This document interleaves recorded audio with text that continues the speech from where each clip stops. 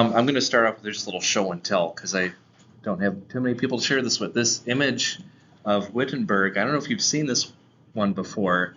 I found it at an online auction for really affordable, and it's from Basel from around 1550. It's one of these kind of world encyclopedias, and it's hand colored. So you may find this in black and white, but this is like originally hand colored. So I think it's kind of cool.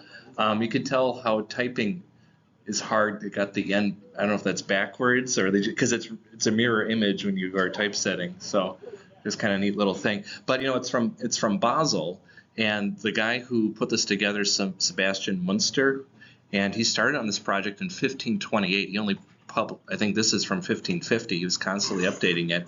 But I kind of wonder how did he get this image? Did he go? Maybe did the delegation of South Germans have an artist with him? Like, how did he get this image? It's a question I had. But anyway, this is the Wittenberg Concord, and I forgot how I actually got on this topic. I think it appeared in a footnote or just a passing reference, but I thought this is pretty interesting because Martin Butzer and the South Germans, who were kind of Zwingli leaning, suddenly kind of make almost a confessional it is a confession of faith that Martin Luther signs. How could Butzer and Martin Luther signed the same document? And I think that was pretty significant, or at least interesting, potentially. The context for this was the couple things going on. You have the Schmalkaldic League. This is the era of trying to get political alliances, and one of the questions is, can we do this with theological understanding? How unified do we have to be? This is going on in the background. Of course, this is following the Marburg Colloquy, which I guess depending on your take, but kind of a giant failure in that regard.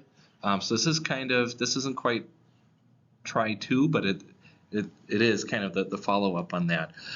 So this presentation is going to work with the assumption that you're already familiar with kind of Zwingli and Butzer and Luther's view on these things. We're going to jump on the main doctrines here. We're going to jump into it.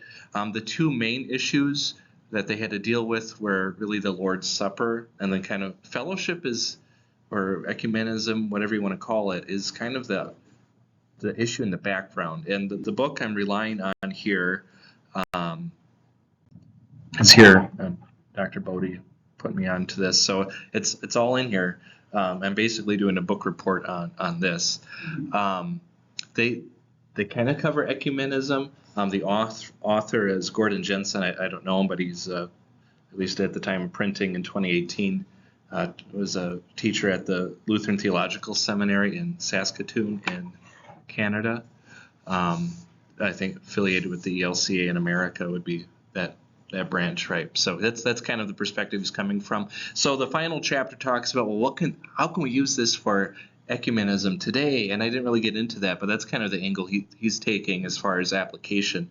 But the main doctrine that's at the center of this is the Lord's Supper. We'll get into it later, but just for so you know what it's really going to get at. They cover the sacraments, Lord's Supper, baptism, and then they have an article on absolution. That's all this document is.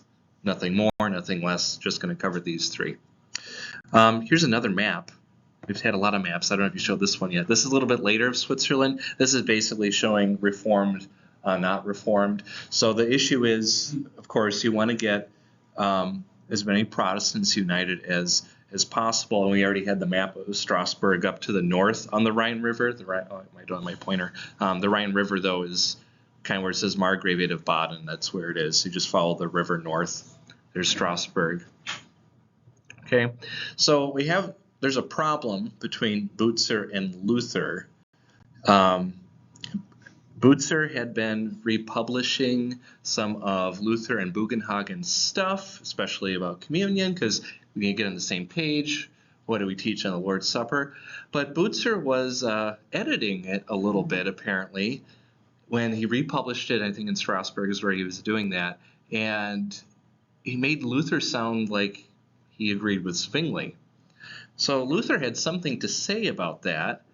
He said that Butzer had seized my book and loaded it and smeared it with his dung. Of course, Luther would say that. Sure, there's some psychoanalysts who just went all over that. But then he also, at Marburg, so he met Butzer, face to face. He called him a naughty boy, or a rascal was the other translation for that.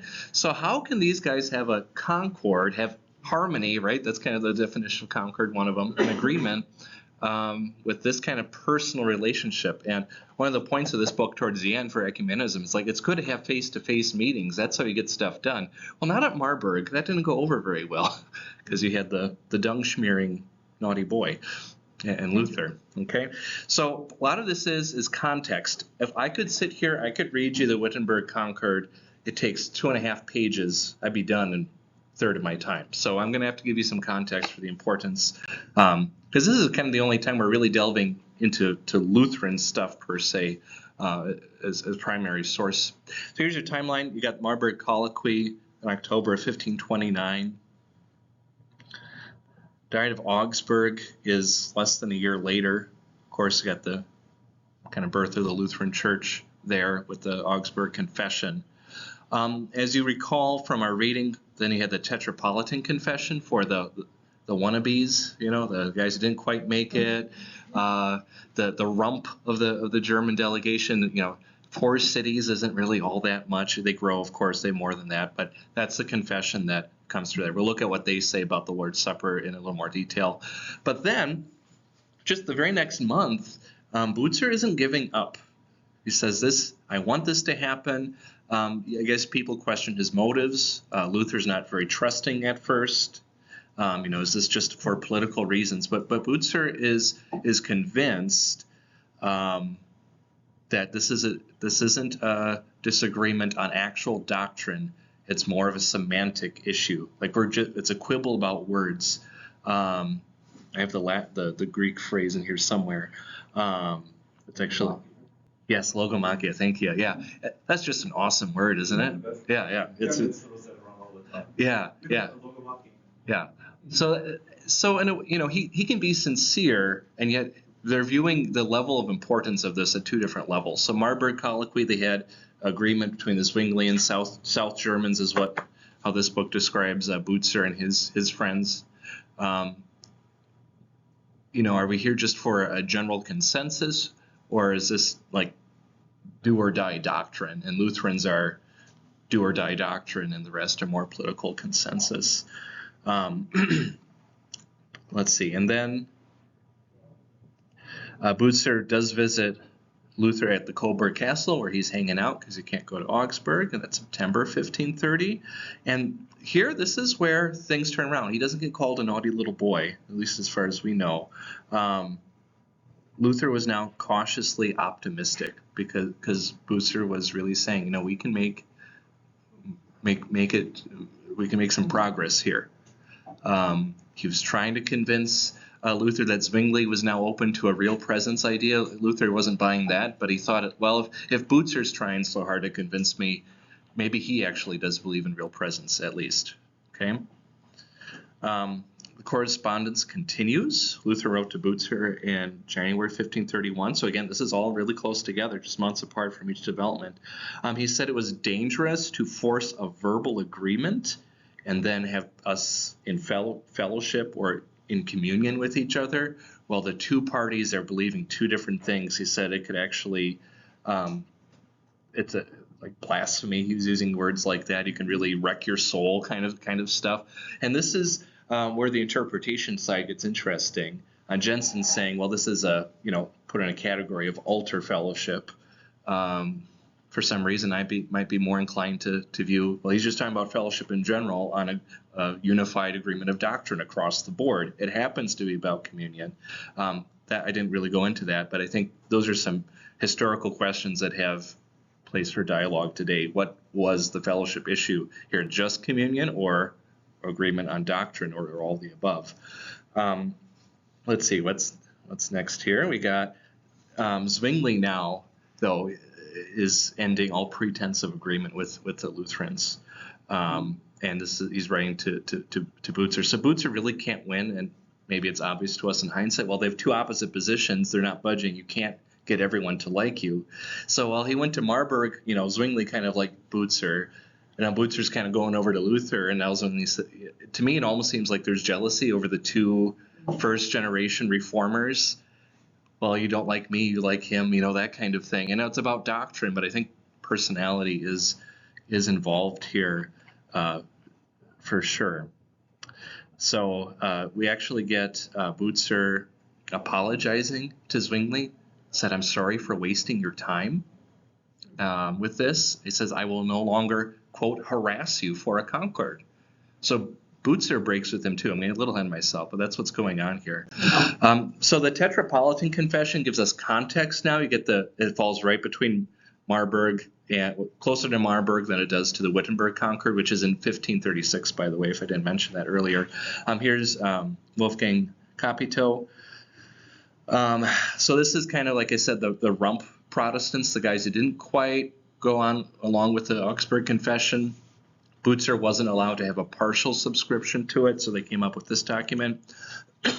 As you may recall, when they talked about the sacraments, they talked about an outward word, sacred symbols, visible signs of invisible grace. Okay, that sounds, more Reformed Zwinglian.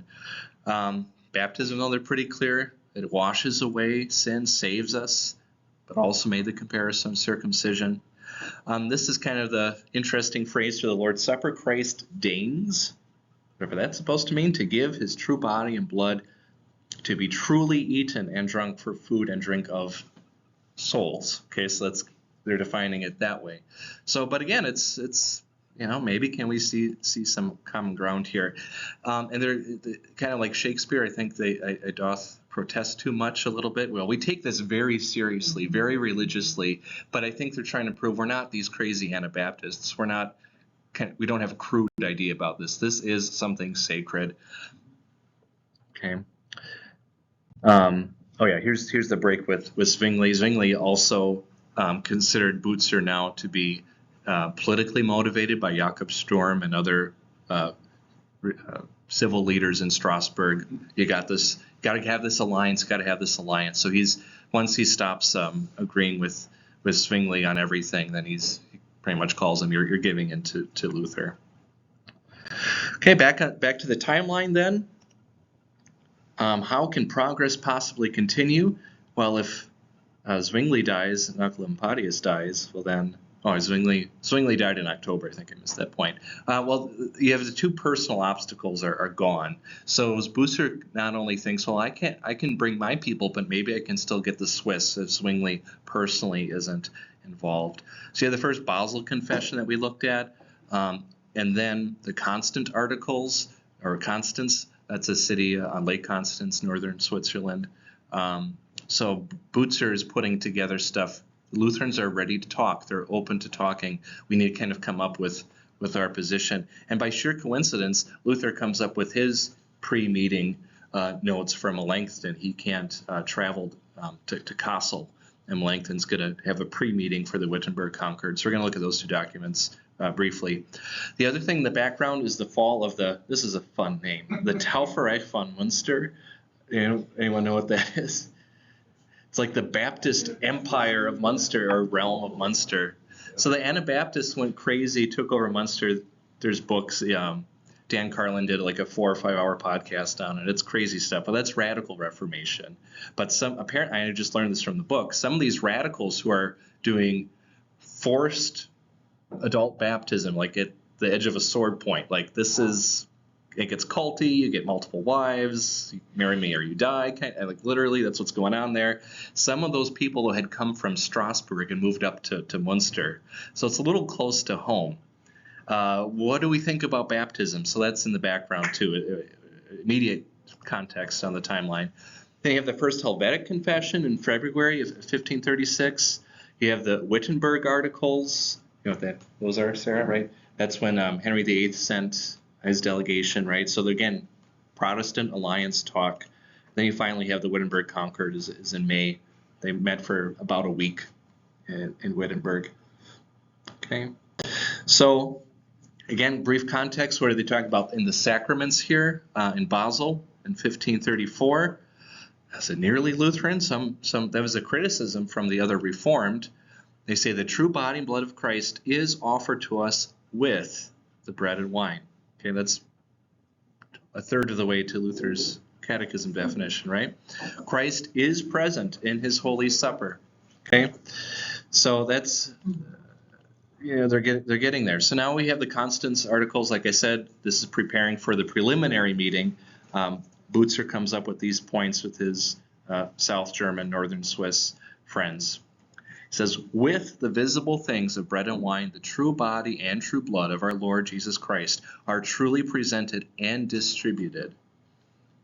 I don't think we would throw the heresy flag at that one. Anyone? Yeah, just like a yellow, you just, yeah, I don't know. So don't throw it at me for thinking that's okay, unless you have, I don't see a problem with that. This is also key, talking Christology. Jesus as true God and man is presented and distributed. Okay? So, significant. Oh, this was on... Can you remind me, who was the author of the Constance? Butzer. Yeah, and friends, I think. But yeah, Butzer. Yeah. This was on the backside of my Wittenberg image. So, colored Luther put on there.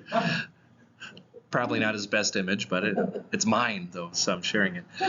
So Luther's thoughts on December 17th. He said but this is what he's saying. And Butzer's saying, it's just a logomachia, battle about words. He's like, no, there's no misunderstanding. You were wrong at Marburg. So he's not willing to yield the point. But based on what's coming out of Switzerland, in Basel or Constance, he's like, okay, we can work with that. He's going to emphasize the action of God in the sacrament. Arrow coming down from heaven, he's doing stuff. He says Christ is truly presented, distributed, and received and eaten. He's eaten too. Okay, but Christ's body isn't chewed anymore. So that's his one main concession from Marburg. Okay, we're not chewing Christ's body, moving in this realm of sacramental union. Okay, but they must concede. At least you're holding Christ. You may not be chewing Christ, but you're holding Christ.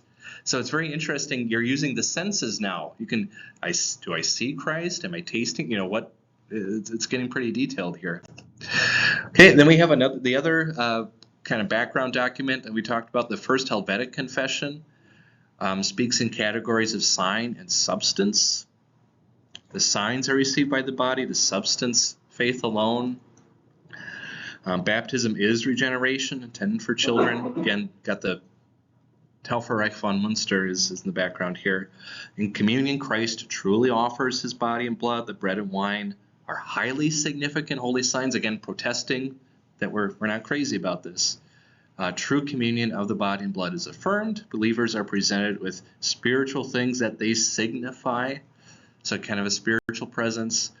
There's clearly a distinction between spiritual and real, though it's not quite there.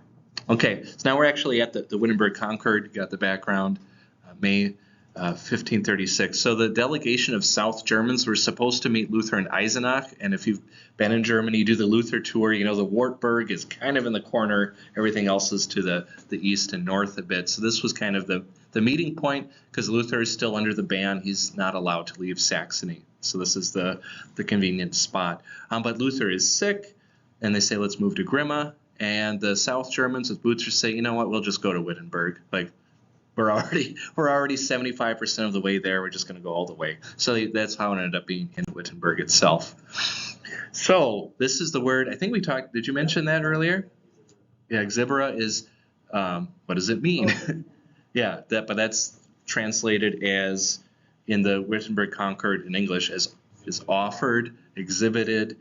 Well, this is a main word. And part of the point of this book is, like I said, the document is so short.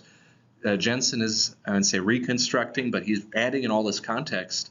They said this one word. They all signed to this one word. But he's pretty convinced they kind of walked away with different understandings of what this word meant. So that's maybe, why don't we all still sign to the Wittenberg Concord? Well, it was insufficient for the true purpose of the document. Well, here's Luther's view. Jensen summarizes 4 points. That's not Zwingli's translation or understanding of show, signify, or point to, but Christ is distributed to give his forgiving presence.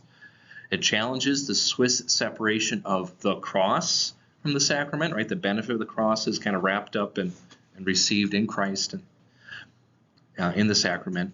But it's also meant to reject any transubstantiation or impanation while joining the forgiveness of the cross. So that past event is present right there in the sacrament.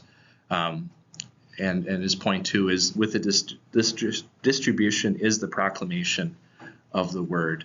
And Jensen says this one word is the key to understanding the real presence debate, in his opinion. So the other phrase is cum pane, which is just with the bread. So Butzer preferred with the bread. He didn't really like in or under, which of course Luther, we all in our catechism use those three words. Butzer likes cum pane though with the bread to show sacramental union with believers. That you have the bread, the body, or being multi-meaning, and avoids impanation. The word in may sound kind of like an incarnation with or impanation, right? Sets parallels with the body of Christ, as I said. So another thing is who receives the Lord's Supper. And this is usually, if I've heard one thing about the Wittenberg Concord, it's kind of the litmus test of, are you really a Lutheran? If you say an unbeliever also receives Christ, right? And that's the test. And that kind of comes from this, it's part of it at least. So together in the document, in the Concord, they reject Donatism. They don't use that word, but basically it's not the worthiness of the minister that gives the sacrament its validity. They come up with three categories of, what kind of people could possibly receive? Well, you have the godly, the pious, using Latin terms, the ungodly, and the unworthy. And they kind of divided ungodly and unworthy to kind of make everyone happy. But Jensen is saying the Lutherans and the Butzerites, if you want to call them that, had different understandings of unworthy, or at least different nuances on it. Lutherans are sticking to the sinner saint idea. We're all unworthy taking it anyway, right? So the unworthy, they say everyone receives them anyway, right? Well, the South Germans would prefer to think of unworthy as the not so good believers. If you're struggling in your faith, you're unworthy, but you're still receiving it. Okay, but they say everyone is receiving Christ in this document.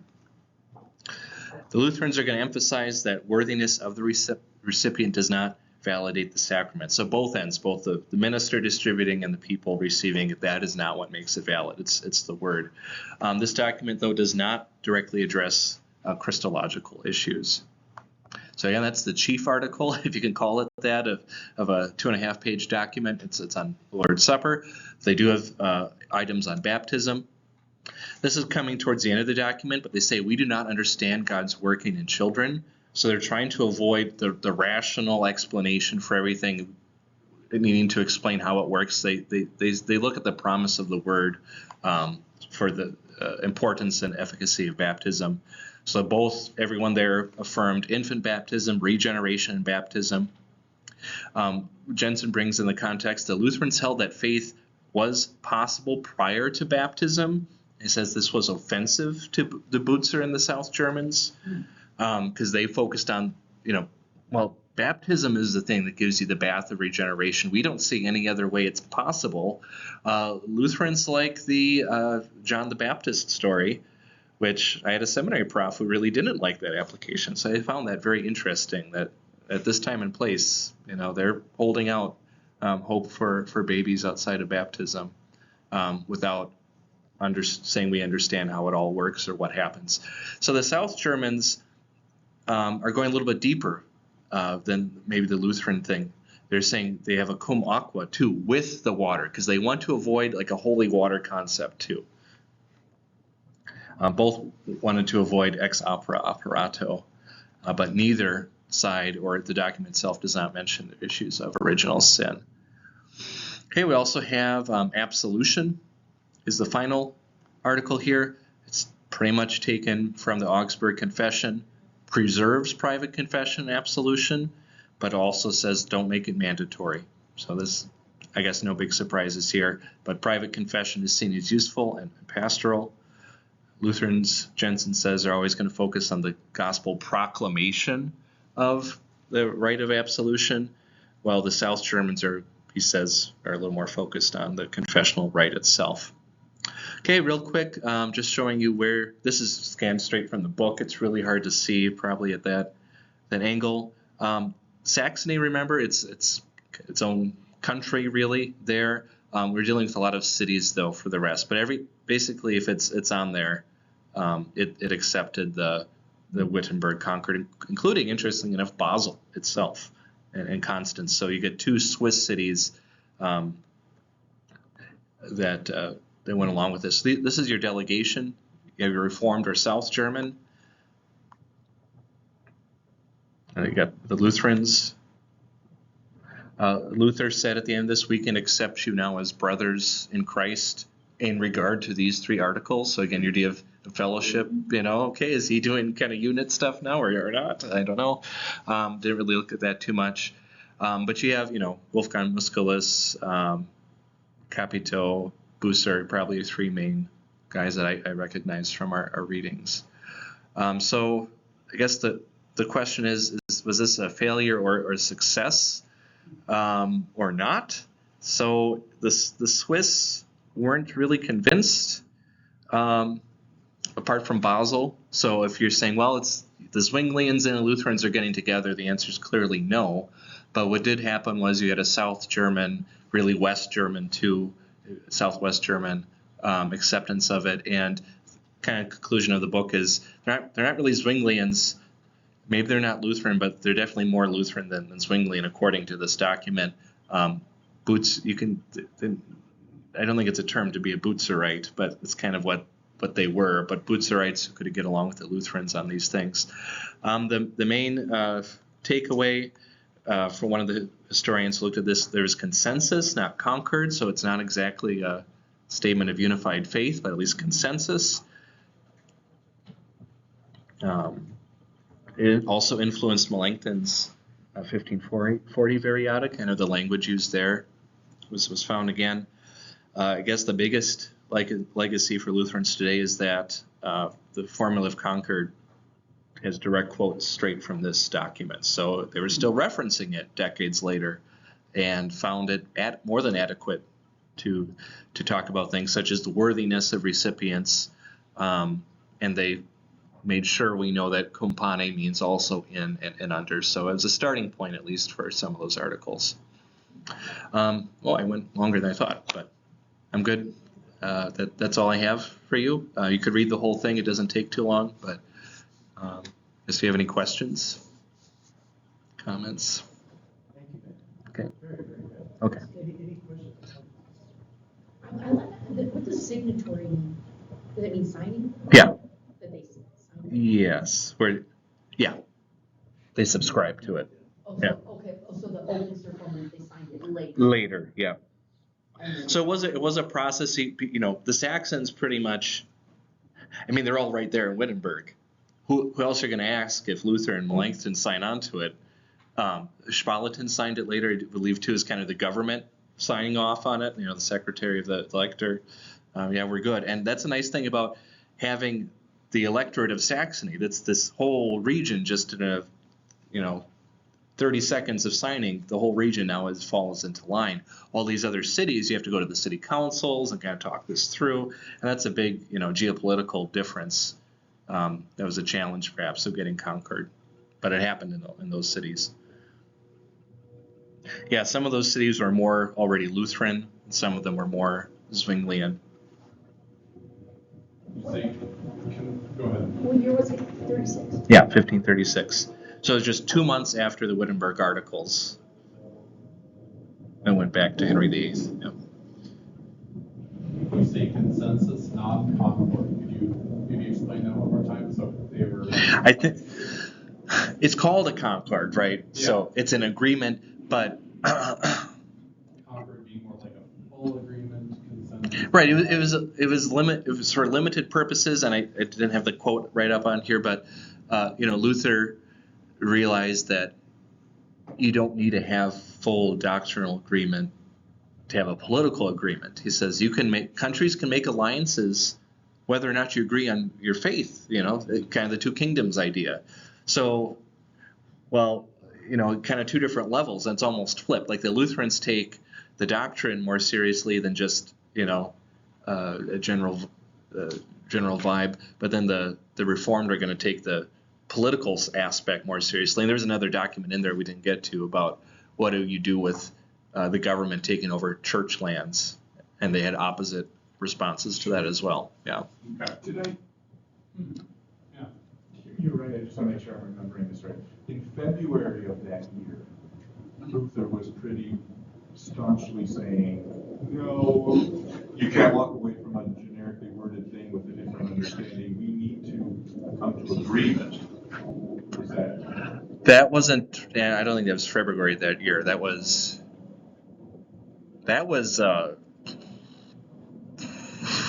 fall or January of 1531. So 5 years before. Okay. So there's a lot going on. 1529 Marburg as you're getting ready for Schmalkaldic, Augsburg, and then kind of all the discussions going on with Augsburg, and then kind of, I don't say it slows down, and then 1534 is when it gets start working up again, and end of 1534 to May of 1536 is So when the window of time it gets a second wind. Bigger than I.